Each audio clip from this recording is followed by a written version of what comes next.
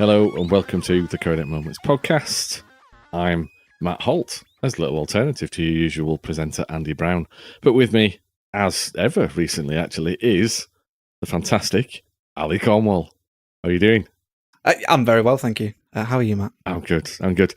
So it's we're recording this at half term, and Andy has gone on holiday. Not a teacher or anything. He's just decided to go away at an expensive time. I don't get that, but but he's having a fantastic time somewhere on the coast of England. Whilst we're having, frankly, quite stunning weather for February. I know, yeah, right. It's been amazing. So he's not with us to record this podcast, which is probably not too bad an idea because I don't know how much he'd be into the topic. But through the magic of recording, he might be joining us at the end of it for a special quiz.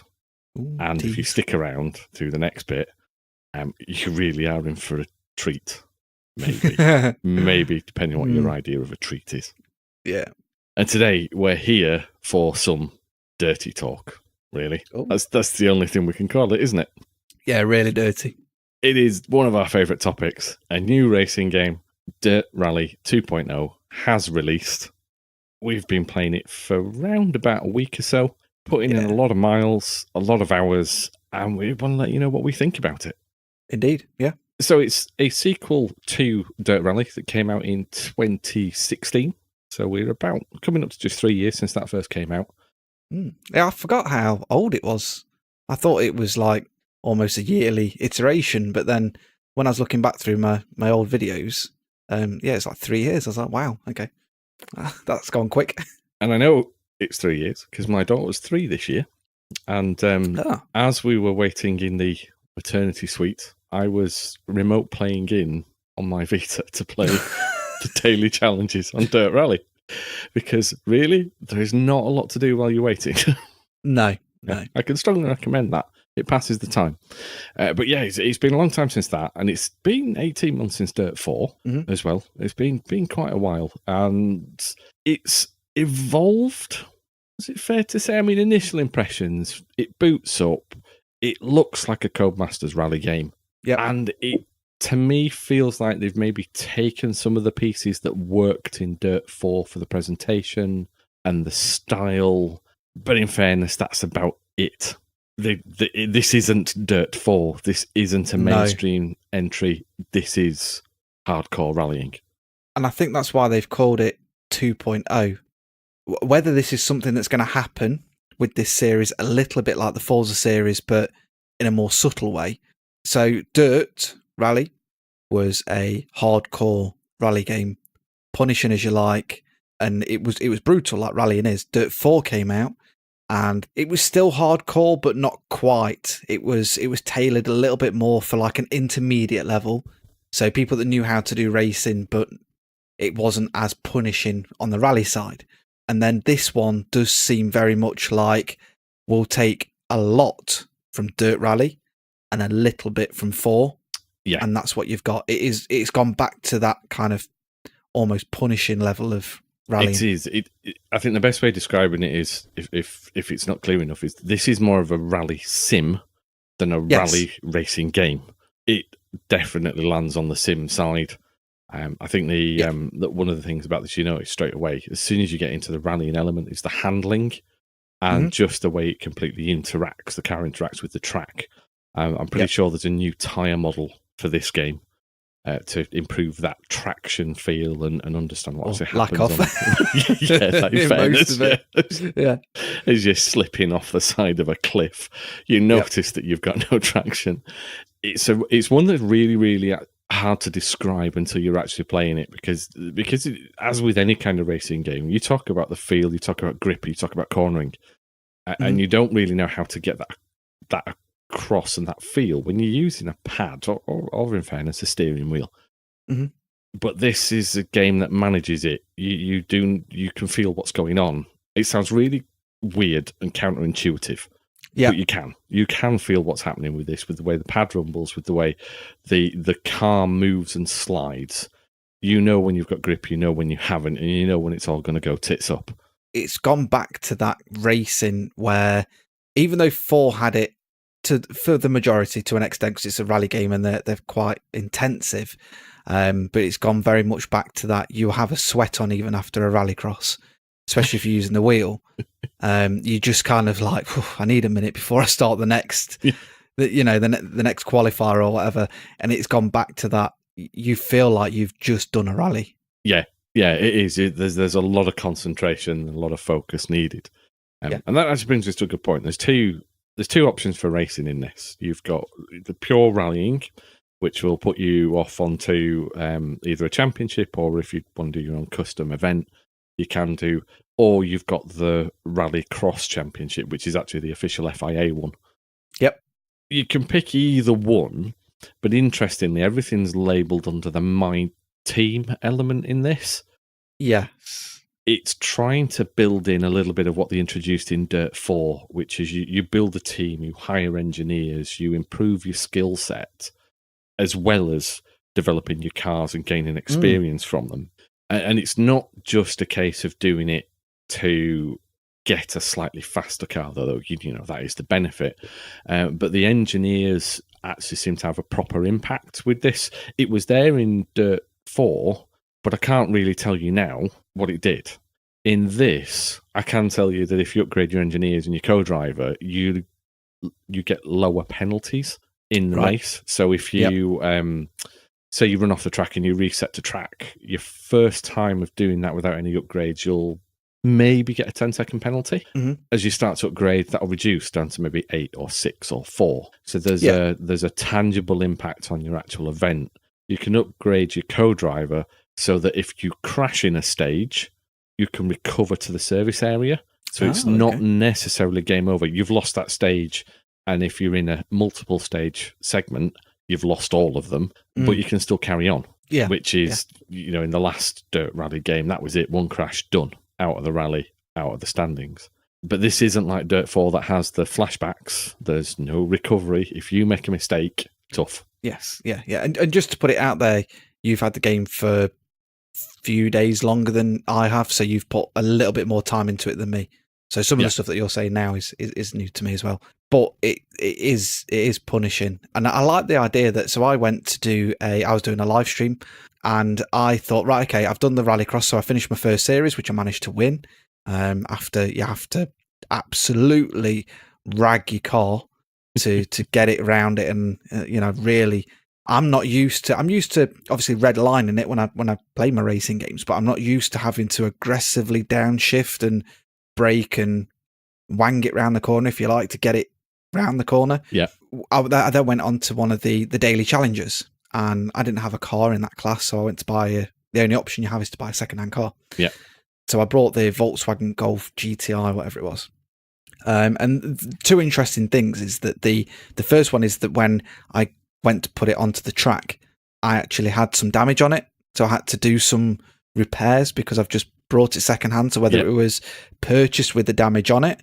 They are. If you buy them secondhand, you usually have to fix them before you go racing.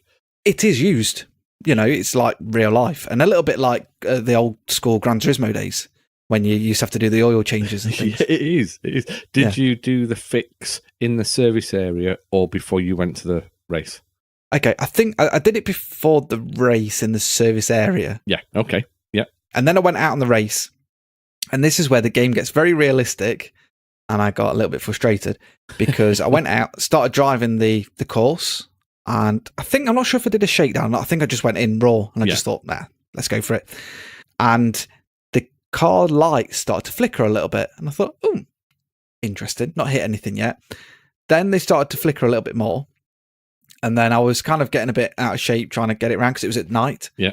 And then suddenly the lights just completely failed. And I couldn't turn them on. So I just retired because I couldn't see where I was going apart from the odd light here and there. When the lights go, it is almost impossible. You can just about make out a path, but you've got to go slow. Oh, yes. Yeah. And that's if you can make out the path. If you've not already kind of careered off and you reset your car and you've got no hope. And it was very interesting because that is ultra realistic. You've brought a car that's got dodgy headlights, I guess. Yeah. Or water in the headlights that's shorted them out. I don't know. So what I think if you repaired it in the service area, this might be what's happened. Okay. So you've got different levels of repairs now. You've got a standard, a fix, and a replace. And your standard will repair up to scratch. So it'll get it back to where it absolutely needs to be, but obviously it's going to wear down. A fix will bodge it, and so it will wear faster. It's like a quick fix, isn't it? Yeah, it is. It's like a quick fix. Yeah. And then you've got your replace. And each one of them has a different timing attached to it. So when you're in the service area, you want to get half an hour's worth of repairs, and so you'll spend different timing. So you can play around with it. If you hit triangle on the PlayStation, I'm not sure what it is on the Xbox, but you hit one of the buttons and it'll do the recommended repairs. Yeah. And you can just blast through it. And that'll max out your time without putting you over. But it doesn't necessarily do all the repairs you need. And I suspect what's happened is you'll have needed your lights replacing because they'll have been faulty. Yeah. And it'll have done a fix because it'll have been the shortest and quickest. If you've done your repairs before you went into the challenge, because you get the option before you actually load the challenge up, you can repair them with no penalty on time because you're in your team garage. And all your damage and wear carries over between events. If you come out of a rally, say you've done a 4-stage rally or a 6-stage rally, you come out and whatever damage you had in your last stage will be present in your garage so that when you go to your next event, you have to repair it. But you can fix it between events without the penalty. So that's quite useful. I guess that might be a slight negative at this stage, is that I didn't even realise that replace bit was there. But I've probably not played the game as much as you, so not got as in depth with it. But it's those moments and that attention to detail that surprises you. Like I say, you're going to crash in these games. You are going to hit a barrier. You're going to run off the road. That's always going to happen. But it's a different level of damage each time. Doesn't necessarily mean you're going to completely screw your car up if you whack a wall at 50 mile an hour. You might be a bit wobbly, you can lose all your speed, but it's not a game killer straight away. However, you might lose a wheel or get a puncture. And if you do that, you can repair it. You can repair mid-race. If you've put a spare tyre in your car. If you've not put a spare tyre in your car, you are not repairing it. But then the AI errors, you get the cars that crash out in front of you on the track and that they're waving you down so you don't run into them. You've got the ability of the game to make you feel like a god in one stage and the very next one absolutely atrocious. Like you've never even driven a car before. I've gone from stages in Spain where I thought I had the setup nailed in the wet, loving it, 10, 20, 30 seconds a stage ahead of my competition. And then it dries up and I can't keep the thing in a straight line. And it's because you're having to adapt to the change in surface. And that surface degradation, which is a new feature as well, isn't it? It wears over time. You notice it a lot in the rallycross. But actually, depending on where you start in a rally, depends on what kind of surface you've got. And because in the early stages, you're more than likely going to be like 100th, 140th in line, you're getting the crap surface. And so you don't get as much traction. It's harder to turn. But it does have a real impact. And it does have an impact on the tarmac as well, even the tarmac tracks.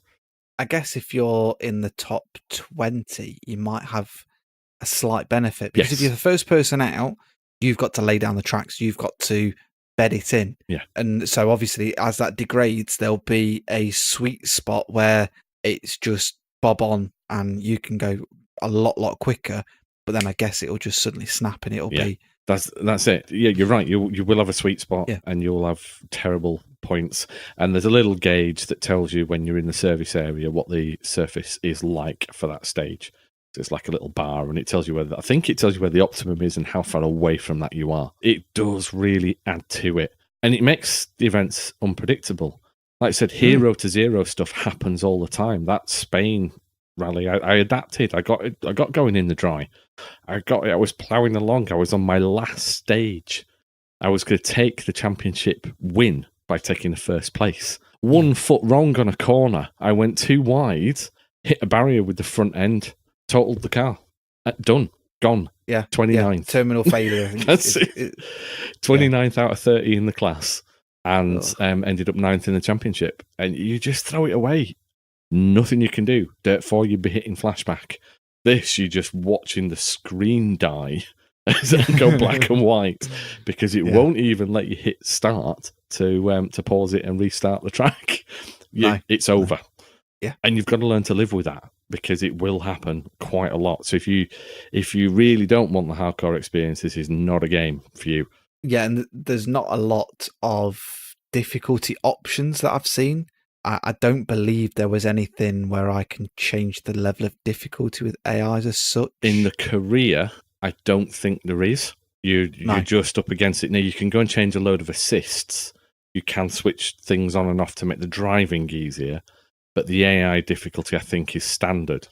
If you go to the, for want of a better word, the arcade mode, where you can do custom events and set everything up, or just do a rally, you can set the difficulty in there.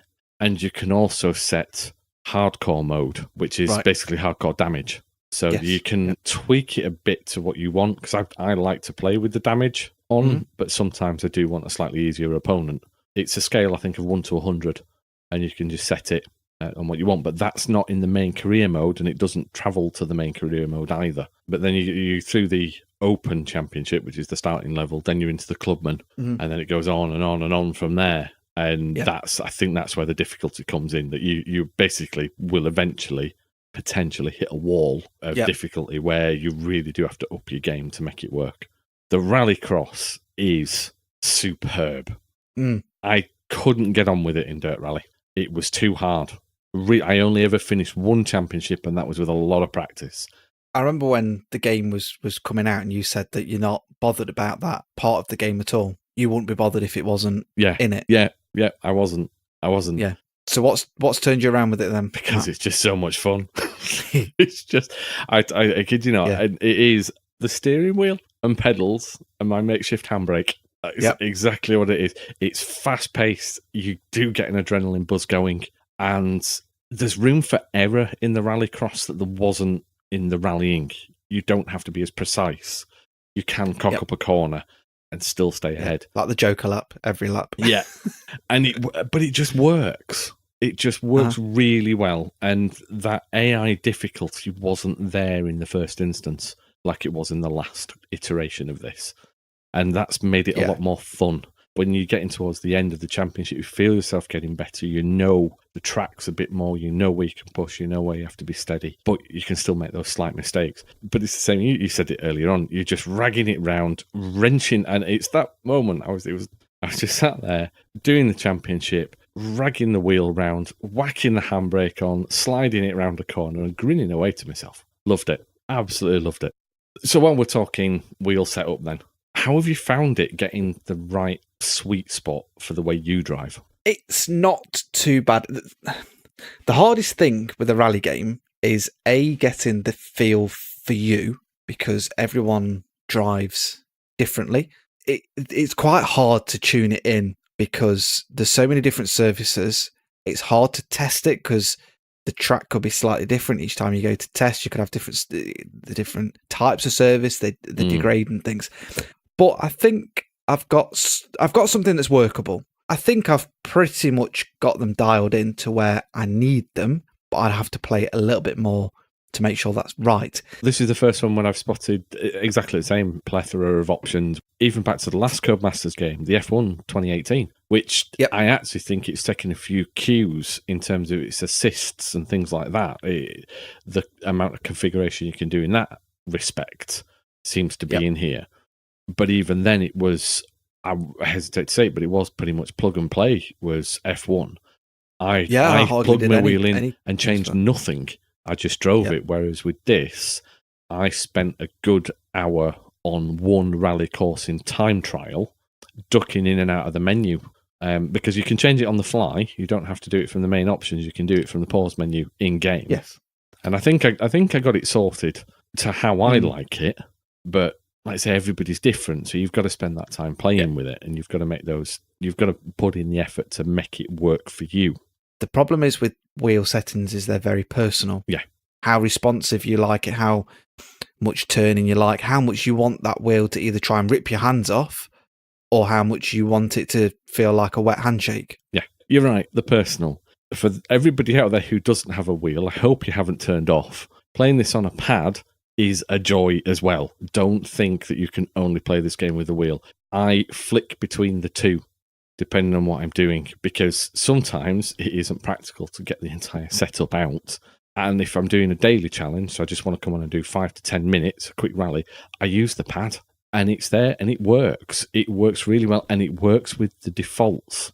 I always change my button mapping. I always alter that, but I've had to do nothing else with it, and I can drive very comfortably. See, I struggle, but that's me. I think I've got that use to driving with a wheel, because apart from Forza Horizon and Need for Speed and stuff like that, if I'm playing a racing game, I play it on my wheel. Yeah. So even on Forza, I used to be quicker on the controller, but now struggle just because I don't find I have that fineness. Not saying that it doesn't work with the controller at all, and I'm not saying that. And if I don't want to put anybody off buying the game because you haven't got a wheel, but personally, I struggle to play on the controller just because I've got that used to, like with the controller, it's kind of almost all or nothing. Unless you're very, very sensitive with it, whereas the wheel... Yeah, I always remap to the analog sticks for accelerating and braking, so because I know a lot of games default to the triggers now. But yes, it plays brilliantly on a pad. Do not be put off if you haven't got a wheel. No.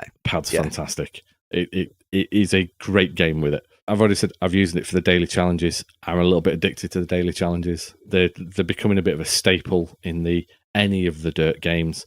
Rock up on a day, do a course, get paid, and then depending what tier you end up in at the end of 24 hours against the rest of the human opponents, get bonus cash. I love it. I love it for that. It sits in rest mode. I might come in from work, get the child off to sleep, and think, well, I've got 10 minutes. Straight in, do a challenge, straight out. I love it. I love the way that pulls you back in. And then the enticement the next day, I need to go and find out what my bonus cash is. I'm going to go claim that. I may as well do a challenge while I'm here. You can literally just play it in 20-minute bursts. Is it right that the leaderboards are cross-platform as well, and you can change that? Yes. The leaderboards are cross-platform, but at the moment, if the person is not on your platform, it just says Dirt Rally Player and gives a country flag. Right. It doesn't give usernames. So you only see usernames for your platform, which is a bit disappointing because I was hoping I would actually in some way be able to add you as a friend as a cross-platform so we could compare. But I don't know if that function's going to be there. Be able to on the website. Yeah, because I think what we can do as well, it was something that was on 4, and I'm not sure if it fully worked or not. But so we can set up a rally stage. Yeah. Or a rally, and with X amount of stages, and it can change each week, and you go in and post your times, and that can be cross-platform. You just set it up, and anyone and everyone can join, and you've got your own leaderboard on is it RaceNet? I was going to say it's all through the power of RaceNet, isn't it? Which has been the Codemaster's staple since Grid. Yeah, maybe? But the problem is it's not stable. Well, it's a bit. It's a good point. The game's presentation, we said right at the beginning of this, it's lovely. It's it looks fantastic. Game. It's stunning. It sounds nice. Everything else. The loading times are actually really quick, unless you're waiting for the connection to RaceNet. And sometimes you can be sat around just waiting for that to happen. It's not broken. The game is fine. It just won't do anything else until it's connected. Given all of that, it's just a built-in hardcore rally game. It is. Yeah. It's if you like rallying, go for it. Yeah, I can't enthuse enough about it. I've not played anything else in the last week. I've just had that on constantly and have pulled my wheel out and put the chair up and everything else more in the last week than I have for any other racing games since I bought it 18 months ago. It's amazing. Is it missing anything? Snow. And you mentioned, snow. Yep. The snow stages, as with all the stages, I believe, from the first game, are in the season pass. And they're in, season content 1. Which is you can't define weather on a season pass. I know it's not necessarily whether it's snow stages. The snow stages, because you do get full weather in the main game. You get the heavy rain, light rain, sun, etc. But Rally is, for me, baking hot weather going through the outback to going through the UK where it's always raining and muddy to going around Sweden in the snow. Yeah. And to add that... You have just described Colin McRae 2.0. That is exactly exactly what I think of when we do that. But they've put it in the season pass. It's with the deluxe edition. So if you've got that, you get season pass 1, you get season content 1 and season content 2. And I believe season content 2 is going to be new tracks. I don't know if it's got new cars. It's definitely going to be new championships. But it does feel like they've divided it a little bit because you only get 6 countries. Yeah. And if I've got one criticism, it gets a teeny bit towards the repetitive when you're rallying on the same stages, forwards and backwards. And it's a massive negative when a company choose money over their player base, because either people will stop playing it because they'll get bored of the tracks and they don't want to buy the season pass, or they'll buy the season pass to get the extra bits. And I thought as a gaming community that we've managed to drill this out of I don't know, it leaves a bit of taste in your mouth a little bit. I get where you're coming from, and I think the same. I've read a few things, rightly or wrongly, that make me feel a touch different in that this is a focused game. It is aimed at a very particular player base. We're part of that player base. Yeah, and it's a racing game, of course. But it's also a hardcore racing game. So it's not necessarily going to do the widespread mainstream numbers that the other titles might do, like your Dirt 4s or your Dirt Showdowns or things like that in the past. There is that suggestion that actually they have done it because they've developed the new handling models, they've developed all the new features and put them in, and then they don't necessarily want to rework the entire first game and then just give that away. And that maybe they charge for the extra tracks because they know the player base will probably go after it, and then they stand a chance of making that a little bit more money. Because if they didn't do anything extra, it may top out and make this type of game unprofitable to go after. Yeah, and I think that is it's a niche with rallying, because rally with a rally game, that's all you're doing. You're getting rally and rallycross, whereas with a traditional road circuit racing game, Forza and GT Sport and different things like that, Project Cars, not only can you give car packs, you could also give tracks, but you are going to get, you could go from Catalonia, you could put Canadian tracks in. There's that many tracks around the world that are different, handle different surfaces and different things in terms of, I know they're all tarmac, but they do differ.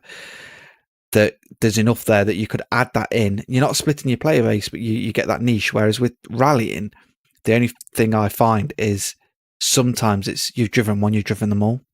So I kind of want to buy a rally game that's got all the different weather types and surfaces that are in it, and I race them. And even if they drop a new, and maybe it's my ignorance to rallying, they could drop something and I'd just be like, it's pretty cool, but it's just another wet track. It's an interesting one, and part of me thinks it is about revenue. It is about making sure that these games are sustainable. What we're talking, I mean, it's sort of rubbish. Every single game, virtually, I know there are some great altruistic indies out there, but every game is about revenue. It's about business. It's about making money so you can plow it into your staff and plow it back out into another game. If it didn't turn a profit, we wouldn't get these. And I can understand why they're doing it from that point of view. There's an interesting parallel there. Like you said, with the F1 games, that's it. You can't actually put out extra content or anything else. That's your season. It's there. Yeah. And I've always wondered, why don't you just do the following year like a 20 quid add-on pack that just updates the liveries and the drivers? Like us pay 40 quid for it. Or adds in a new track or takes out a new track. It allows you to do a different season. Why would you do it? But that's exactly it. They need people to pay the full price to keep the development going. If you just did it as a season update, I don't think they could afford the license and the development. And we're going to say, in fairness to Codemasters, the last F1 game was nigh on perfect. With the tweaks and changes. They do iterate. Yeah. But you've got to release almost a new full game each year. Otherwise, you're just doing yourself, you're just digging a hole that you can't claw your way out of. The nail that you almost hit on the head kind of thing is that with the F1 game is they constantly improve that to the point that when we're racing on it, you can feel the difference between the different types of tyre. Yeah. Which is insane. I've never played a racing game like that. Yeah, the contrast. And I know we're digressing from DiRTy here a little bit. Yeah. But the quality of the effort that the Codemasters guys put into their racing genres, F1, while still being able to pick up and play as an arcade game, was very sim-focused as well, if you wanted it. Like you say, it just shows that the level that Codemasters go into and the level that they've put into Dirt Rally as well. Yeah. Because although I've said, I'm not a massive rally fan, I don't watch it on TV. And okay, everyone knew Colin McRae, everyone knows Sebastian Loeb, but outside of that, when I was at the auto show, I was like, who? Yeah, I didn't know any of them. They had a massive reveal there when I was there, and I was like, the cars look awesome. I know all the cars, hardly know any of the drivers. Obviously, when Kubica had his crash and Raikkonen did a little bit and stuff, but that's because of F1. Yeah. But having said that, you don't need to be a fan to enjoy the game. If you enjoy off-road games, it's a stunning game. We've talked about a few niggles. We've probably dwelled on stuff that have made it sound a little bit negative, but that's just not fair. It's stunning. It's absolutely it looks amazing. It's absolutely the best rally game I've ever played. The only rally game I have never played that I am told is the best is Richard Burns Rally. No, I don't think I've played it. So I can't compare it to that, but I can compare it to every other one I have touched. And I've played several different rally games over the last couple of years, particularly last year. We've got 2 or 3 ones. There was the V-Rally, there was gravel, there were a few bits and pieces. Nothing compares to this. This is the best. And if you want the best, just go and get it. Dirt Rally 2.0, it's out now. The general release is the day that this podcast has come out. So if you're listening to this first thing in the morning on your podcast stream, go and buy it this afternoon. It's built in. We do slightly apologise for getting a bit too hardcore on it, but me and Matt love racing games, so unlucky. No apologies for that. What we will apologise for, though, is this quiz.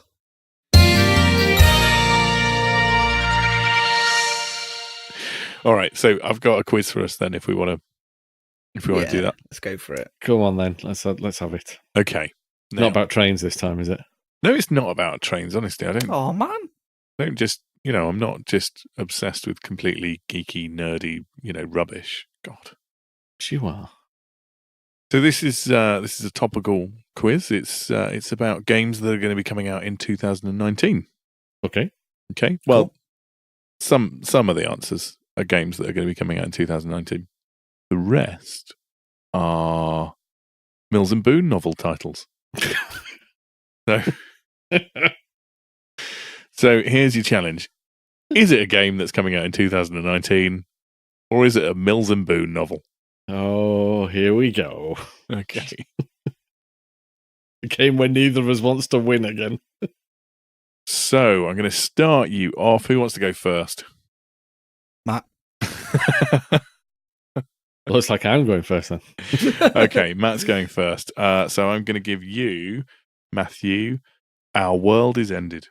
Can I take a Stuart Cullen lengthed amount of time to come up with an answer? No. Oh. Our World is Ended. Mills and Boon. No, it's a game. So Our World is Ended is going to be coming out on the Nintendo Switch and the PlayStation 4. And it's going to feature lovable characters voiced by a talented team, a perfect recreation of Tokyo's Asakusa district, and much more make this sci-fi narrative an outstanding representation and great entry point into the visual novel genre. It sounds like a game I'm actually playing for review at the moment. Steins Gate Elite. It sounds exactly like that. All right, Ali, you'll go. Yep. Okay, Silver Chains. Book. No, unfortunately, it's a game. It's coming out on PC, PlayStation 4, Nintendo Switch, and the Xbox One in spring 2019, and it brings to life the hauntingly beautiful interiors of an early 20th century English manor. The Victorian architecture plays its part in creating an eerie atmosphere, which will keep you on the edge of your seat as you unravel the mysteries of the place. Yes, it's a survival horror, first-person horror game. The way you described it there, it sounded like an estate agent game. You just went around viewing properties. I would totally play that. Yeah, Estate Agent Simulator 2019. I would totally play that. That would be amusing. Yeah. I'm surprised you didn't pick the bus simulator that's coming out. I have actually requested review code. Genuinely, I'm on the list for that. It looks really good. I'm not going to lie. I want to play Bus Simulator, but I would totally play Estate Agent Simulator. You could have. Do you remember in Fallout 3 you used to get like the narrative checks? Yeah. You could have that in, or you can have a system similar to that in your Estate Agent Simulator, where you've got a very short amount of time to pick the right description of a room or a bathroom or something when the person viewing asks you a question, and depending on that, it just depends on how the sale goes. You know, do you call it small or do you call it bijou? I think this has legs. If you're a developer and you're looking for a new IP and you want to buy Estate Agent Simulator off me, then do get in touch. Let's move on with the questions, please. All right then, Doctor, Thunder Horse Warriors. I mean, I want that to be a game. Game? Yes. No, it's actually a Mills and Boon novel. It doesn't sound like a Mills and Boon novel. It really doesn't, does it? So, she'd been his wife for barely a day, and now FBI agent Tuck Thunderhorse.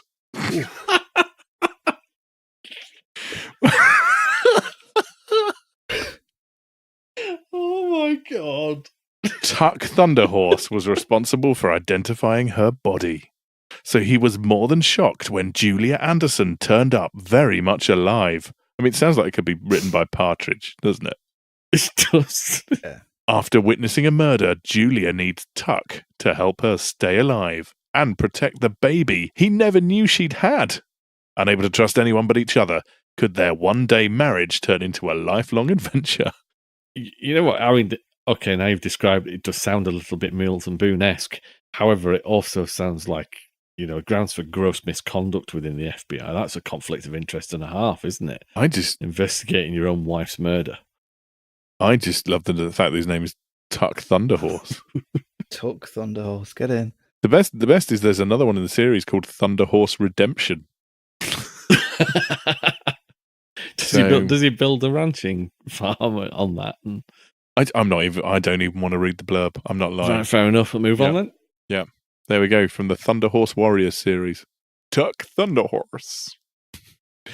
Right, okay. Ali. It is Ali's turn, isn't it? It is. Boundless. Game? Yeah. No, it's a Mills and Boon novel. What? Yeah. There is a game called Boundless, isn't there? I don't know. In fairness, you did say the big game's coming out this year. Yeah. So. Oh, okay. I don't know. So, Boundless. Yeah, it was released last year in 2018. Yeah, it's Boundless. It's actually a compilation of 2 stories. Oh. Yeah. So, stranded in the present, time traveler Caleb Hornblower. His biggest problem isn't returning to the 23rd century, but falling head over heels for the beguiling Liberty Stone, who shows him a love more powerful than time itself. Okay. And in the other book, which is called Times Change, cynical Jacob Hornblower has followed his brother Caleb back in time, hoping to convince him to return home. But his mission is soon forgotten, however, when he finds himself captivated by Liberty's Spitfire sister, Sunny. Sunny Stone. Having far too much fun with this. Sounds like somewhere a lizard would have a sleep, doesn't it? It also feels like it's basically the same novel where someone's done a find and replace with the name.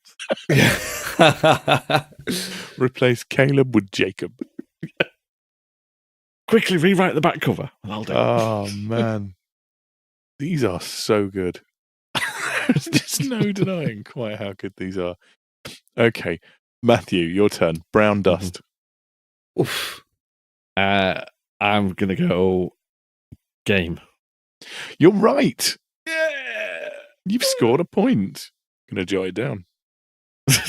You don't need to write. Just put a one next. Just put a one next to your name. So Brown Dust is a smash hit tactical RPG from Korea-based publisher Neowitz, and it'll be free to play from the 7th of March for iOS and Android. Okay. Well done, Matthew. Yeah. Ali. Mm. King's Rule. Game. No, it's Mills and Boon. Oh. So King's Rule. Reformed conman Xander King and his stepsister Poppy both sense the electric chemistry between them. So when they start working together, it's not long before meetings in the boardroom become steamy trysts in the bedroom. But Xander's hiding a dark secret about the death of Poppy's father, and the guilt is tearing him apart. Will Xander's dark past ruin it all? Or is their red-hot passion fierce enough to redeem this king? That just sounds all kinds of wrong. It does, doesn't it? Tristy. Matthew. Let's go with Degrees of Separation. That I will lean more towards a Mills and Boon. No, it's a triple-I video game. An atmospheric 2D puzzle adventure developed by Moondrop Studios, coming to PlayStation, Xbox One, Nintendo Switch, and PC in February. Okay. Sounds good, actually. Using contrasting aspects of heat and cold, Degrees of Separation requires players harness their respective climates. Okay, well, that does sound quite interesting, actually. There you go. If it's got some proper thermodynamics going on, it might be quite interesting. Because we're all about the thermodynamics. Ali, Willowbrook Post. I know what I want to say, and I just keep saying it. A game. Why not? It is a game. It's from Excalibur, and it's billed as Animal Crossing meets Papers, Please, which sounds both delightful and dystopian. A lovely game where you can, I don't know, help to build a community and then imprison them all. Or stop them from entering. Yeah, I'm not sure they mash together well, but I'm actually quite looking forward to Willowbrook Post now. I've heard that. Right, Matthew, Delta Force Defender. That should be a game, but I suspect it might be a Mills and Boon novel. Well, let me just say that fiery, independent Cam Sutton will go to any length to prove his Delta Force mentor isn't a terrorist, even bully the CIA into giving him the damning emails. But by the book, CIA translator Martha Drake already knows the evidence is fishy, and it's somehow connected to the recent attempts on her life. Soon the strong, capable soldier is her protector, and inciting a passion neither can deny. But will Cam still want to be her teammate once the real traitors are brought to justice? Yeah, that's a Mills and Boon novel. And what our listeners will not be aware of is I think Ali just had enough and just left. Just gone. I just went. He's just gone. So did you say it was going to be Mills and Boon then? I did say Mills and Boon. I said it should be a game, but it would be a Mills and Boon. All right. You might all be pleased to hear this is the last one now. Aw. Ali. Echo Springs. Game. No, it's Mills and Boon. Oh, of course it is. Echo Springs. Is it bad I don't even know who Mills and Boons is? Hang on, we've just gone through an entire quiz. I mean, you probably could have asked that at the beginning and I'd have given you an explanation. So Mills and Boon are they're like a trashy romance novel publishing house. Ah, okay. Okay, they were like really famous in the 70s and 80s for just putting out kind of pulp, just basically trashy romance novels, that kind of thing. The kind of books that Rachel reads and then Joey finds out about. Yes, exactly. So in the US, they're actually called Harlequin, I think, but it's the same thing. So it's Harlequin in the UK, Mills and Boon. But yeah, trashy romance. So yeah, Echo Springs, Echo Springs on the edge of the outback. Oh, it's Australian. It's an Australian accent. Echo Springs on the edge of the outback, a town where everyone knows your name and your business. But the wholesome country living and welcoming community aren't what they used to be. Echo Springs has a dark underbelly, and it's seeping ever outward. Oh, that sounds quite political, doesn't it? Does that? Yeah. No comedy names though. I'm a bit disappointed by that. I was waiting for another Tuck Thunder Horse. Tuck Thunder Horse. It sounds like somebody with a lisp giving an instruction on how to put a saddle on, doesn't Back on it? the boss. Tuck Thunder Horse. We've lost him. He's gone. He's gone. It's genuinely the best name I've heard in a long while. That's brilliant. Where'd you put the girth? Where'd you put the girth? Tuck Thunder Horse. Yeah. I actually wish you'd saved that one for the end. I think you went too early on the amazing names. Yeah, I didn't know, if I'm honest. Oh, Tuck Thunder Horse. I'm going to start using that as my nom de plume. it's not Mr. Reaper. Yeah. My name, Thunder Horse. Tuck Thunder Horse. That is fantastic. Well, that is amazing names aside. That is a quiz I don't want to ever repeat. I think you liked it, really. He seemed to be quite good at it. I got 2 out of 5. You did. Well, you still won, though. As many points as Ali did. Yeah. Again, with these quizzes, there is never really a winner. No, I think we all know who the winner is. Tuck Thunder Horse.